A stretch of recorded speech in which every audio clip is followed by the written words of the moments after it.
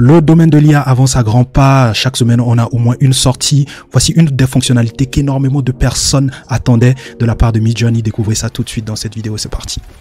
Salut les amis, aujourd'hui je vais vous présenter la toute dernière sortie de ChatGPT. Ils ont fait sortir donc une fonctionnalité dont on parlait même déjà cette semaine au travers de nombreuses vidéos, surtout la vidéo où j'ai parlé de la monétisation de vos prompts, comment les monétiser. Donc on avait réellement besoin de cette fonctionnalité là et je vous ai parlé de ma parade pour pouvoir utiliser cette fonctionnalité là. On dirait presque que Midjourney a entendu nos prières.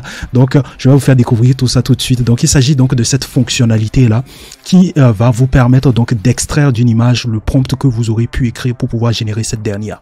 Donc tout simplement, on appelle ça dans le domaine de l'IA du reverse prompt engineering. Expliqué de manière basique, ça veut dire que de base, on partait d'un prompt, on écrivait un prompt pour générer une image, mais cette fois-ci, on va partir d'une image pour générer donc un prompt.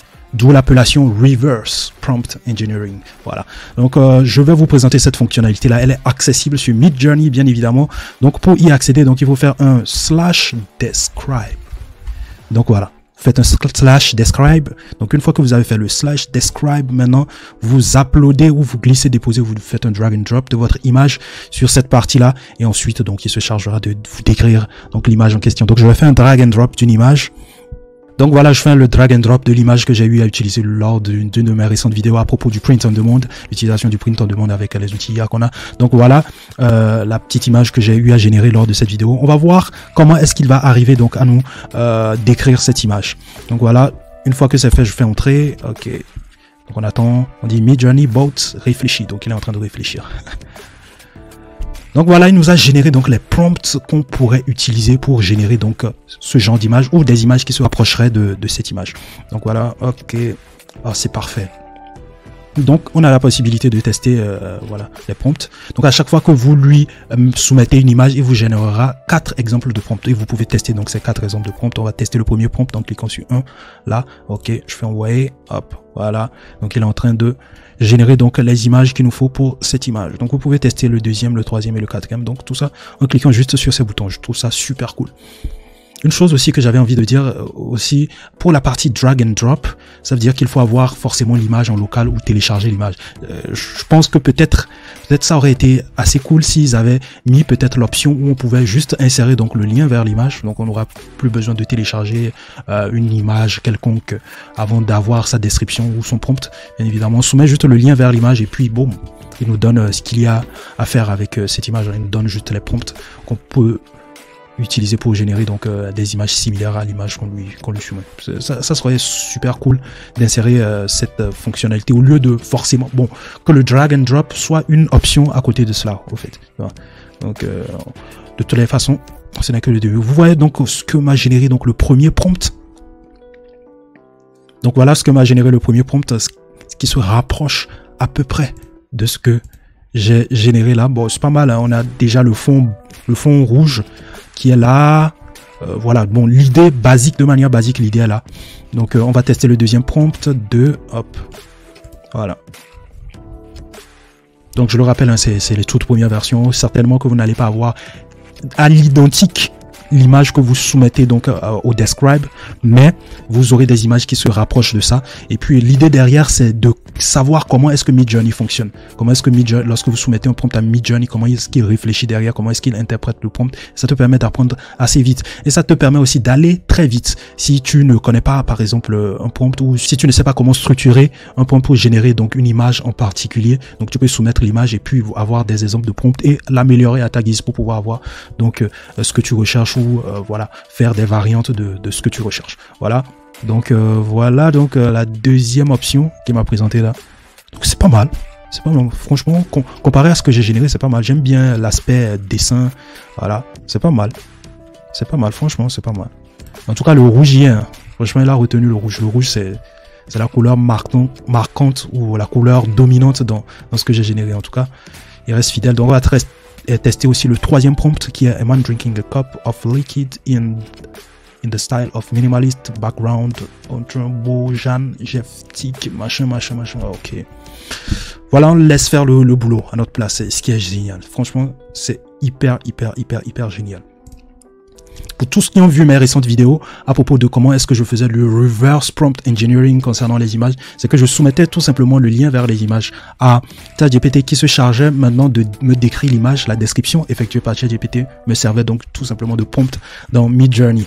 Donc voilà comment je procédais. Là maintenant, plus besoin forcément de passer par ChatGPT pour pouvoir le faire, on le fait directement dans Midjourney. Là c'est super cool, c'est totalement le bienvenu. Pareil aussi, hein, il reste dans la même lignée, il ne s'éloigne pas vraiment de ce qu'il a fait voilà récemment, donc sauf que les styles diffèrent suivant les prompts, donc ce sont des styles assez différents. Donc voilà, on va tester aussi le quatrième pour voir ce que ça donne, tout simplement. Allons au quatrième. Voilà le quatrième prompt. Donc avec cette fonctionnalité, vous pouvez aller très vite en termes de monétisation de vos prompts. Voilà, vous allez par exemple sur Prompt Base, vous regardez ce qui marche et vous essayez par exemple de trouver des prompts similaires à ce qui a été proposé sur Prompt Base par exemple, et puis vous essayez d'améliorer grâce à cette fonctionnalité. C'est magique, c'est fou. Cette semaine on en parlait et puis boum, ils sortent la fonctionnalité. C'est dingue, hein. C'est-à-dire que voilà, les gars de Midjourney nous suivent, hein. Les grands nous suivent sur la chaîne, donc n'hésitez pas aussi à nous suivre. Donc voilà, on a un autre style.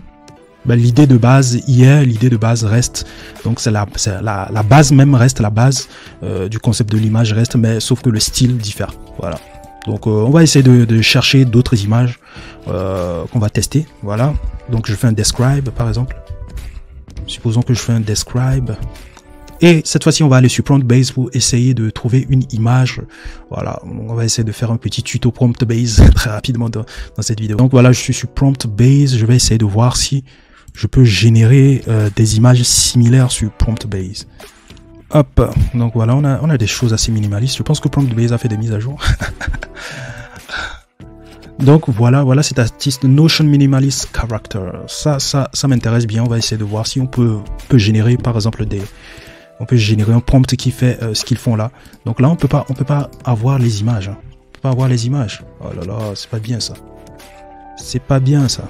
Donc voilà, il n'y a pas cette possibilité de pouvoir enregistrer les images de la galerie, par exemple, ce que vous avez là. Donc voilà, on n'a pas cette possibilité là. Lorsque je fais un clic droit, on n'a pas cette possibilité là. Mais ce qu'on peut faire, c'est enregistrer déjà l'image qui est à la une ici. Donc une fois que l'image qui est à la une est enregistrée, ce qu'on va faire, c'est tout simplement, on va drag and drop donc l'image qu'on a téléchargée. Donc voilà, c'est fait. Donc on va voir si Midjourney va pouvoir donc nous générer donc un prompt qui fait de manière similaire ce que donc ce créateur donc nous a proposé. Donc c'est parfait. Donc il nous a très rapidement proposé donc ce prompt. On va tester le premier prompt déjà. Je suis habitué à sélectionner, à copier-coller. Donc voilà, je suis pas encore habitué au bouton. Donc je clique sur le bouton 1, hop, on va voir ce qu'il va nous générer. Donc là, il décrit déjà ce qu'il y a là. Super. Voici ce qu'il nous a généré. Il nous a généré quelques trucs, quelques images, voilà. Mais c'est pas vraiment ce qu'on a là, hein, voilà. C'est pas vraiment ce qu'on a là, mais bon, il s'est inspiré donc voilà du fait que ce soit des dessins, voilà, des images dessinées, voilà, au crayon pour pouvoir générer ça. C'est pas mal, mais ça donne déjà une piste sur comment est-ce qu'on peut voilà retravailler le prompt pour pouvoir obtenir donc ce genre d'image. Donc je pense que la 2 n'est pas mal. Je pense que la 2 pourrait nous générer donc une image qui serait assez proche de ce qu'on a là. Mais en tout cas, ce qui est cool, c'est qu'on a déjà quand même un prompt qui voilà nous met sur la bonne voie pour pouvoir générer donc voilà une image ou un art qui soit proche de ce que l'artiste a pu générer ici. Donc je rappelle, hein, on est juste dans les toutes premières versions donc de cette fonctionnalité. Je pense que ça sera amené à évoluer, à être assez performant par la suite. Donc ne vous inquiétez pas. Franchement, ne vous inquiétez pas.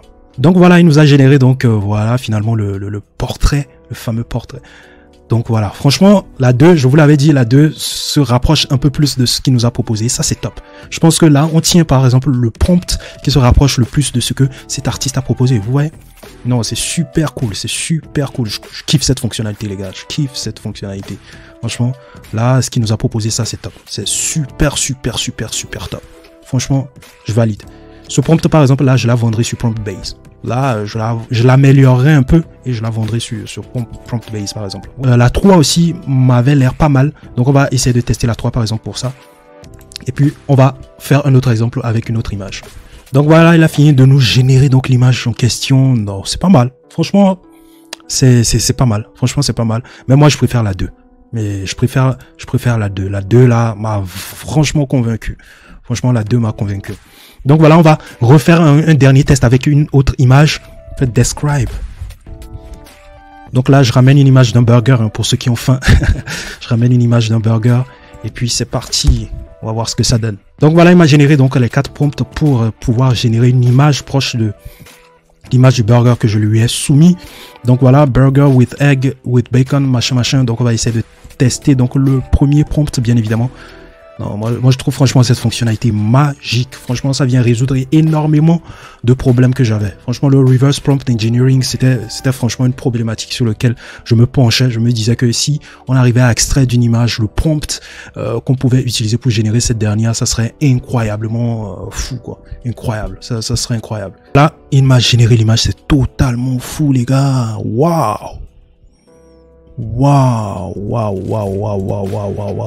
Voilà, voici l'image originale et voici les différentes propositions qu'il me fait. C'est tout à fait, c'est pratiquement proche de l'image originale. Franchement, chapeau. Donc là, en quelques minutes, j'ai le prompt qu'il faut pour générer donc une image similaire, une image proche ou une image qui se rapprocherait de cette image. C'est totalement waouh. Franchement, chapeau à l'équipe Midjourney pour cette nouvelle fonctionnalité qui vient de sortir. Dites-moi ce que vous pensez de cette fonctionnalité en commentaire. Moi, pour moi, elle vient changer énormément de choses dans le game de l'IA. Vous savez, chaque semaine, on a des news, voilà, des news qui sont de véritables game changers dans l'univers IA.